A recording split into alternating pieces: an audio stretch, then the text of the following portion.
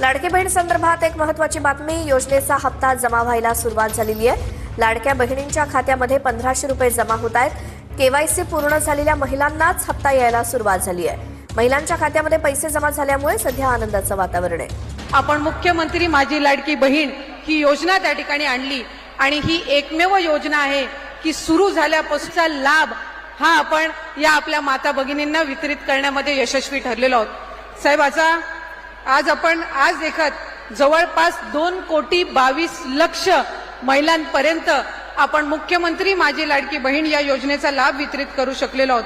आणि साधारणपणे काल आणि आज आम्ही 2 दिवस आधी ओवाळणीमध्ये आपण 3,000चा सन्मान निधी आपण त्यांच्यासाठी उपलब्ध करून दिला। तशाच पद्धतीनं आपण 3,000चा लाभ हा आमच्या सर्व लाडक्या बहिणींच्या अकाउंटमध्ये डीबीटीद्वारे उपलब्ध करून दिलेला आहे।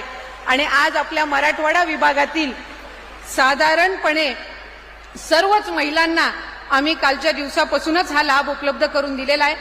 आज आपल्या छत्रपती संभाजीनगरमध्ये साधारणपणे 617 कोटी आपण या योजनेच्या अंतर्गत उपलब्ध करून दिलेले आहेत।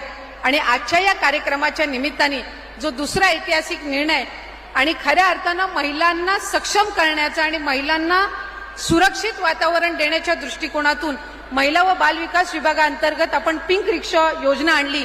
आणि आम्हाला आज मनापासूनचा अभिमान आहे की या पिंक रिक्षा पहिल्या जर आपण कुठं उपलब्ध करून देत आहोत तर आज या ऐतिहासिक नगरीमध्ये छत्रपती संभाजीनगरमध्ये आपण या उपलब्ध करून देत आहोत। राज्यामध्ये 10,000 पिंक रिक्षा आपण उपलब्ध करून देत असताना प्रत्येक महानगरपालिका क्षेत्रामध्ये साधारणपणे 500 ते 1000 पिंक रिक्षा आपण उपलब्ध करून देणार आहोत।